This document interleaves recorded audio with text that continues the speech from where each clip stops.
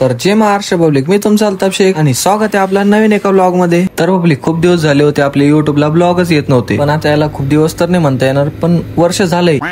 आणि कशामुळे बंद होते याचं कारण मला पण नाही माहित, आणि आज पण कसा मुहूर्त लागला हे पण नाही कळलं। पण आता जाऊ द्या, ते झालं ते झालं। आता इथून पुढे रेग्युलर व्हिडिओ येतील। अरे खरं बोलतोय मी, इथून पुढे रेग्युलर व्हिडिओ टाकेन। चुप रहना भाई, बंद करना, तेरा बकवास बंद कर अभी। ओके ओके जेठा भाई, कूल डाऊन। तर पब्लिक, आता हे सगळं सोडा आणि मी नेमकं आज चाललो कुठं हे तुम्हाला सांगतो। तर पब्लिक, आज मी चाललो होतो जालन्यातून घनसावंगीला, कारण आपल्या दिवाळीच्या सुट्ट्या संपल्या होत्या आणि आपले कॉलेज पण सुरू होत होते। आणि या वर्षी दिवाळी पण एवढी काही खास नव्हती, आणि याचं कारण पण तुम्हाला माहितच आहे, कारण ऐन दिवाळीमध्ये लोक फटाके फोडायला बाहेर निघले आणि आपल्या पाऊस राजानं अचानक मध्ये सगळ्यांना धप्पा देऊन टाकला। आणि हे सगळं पाहून तर मला असं वाटतं या वर्षी सगळे ऋतूच कॅन्सल झाले, कारण या पावसाने आमच्या पुरे विंटर आर्कची आई बहिणी केली। आणि या सगळ्या गोष्टीचा दोष जातो आपल्या केदार दादाला, आणि त्यांना दोष देण्याचं कारण हे आहे।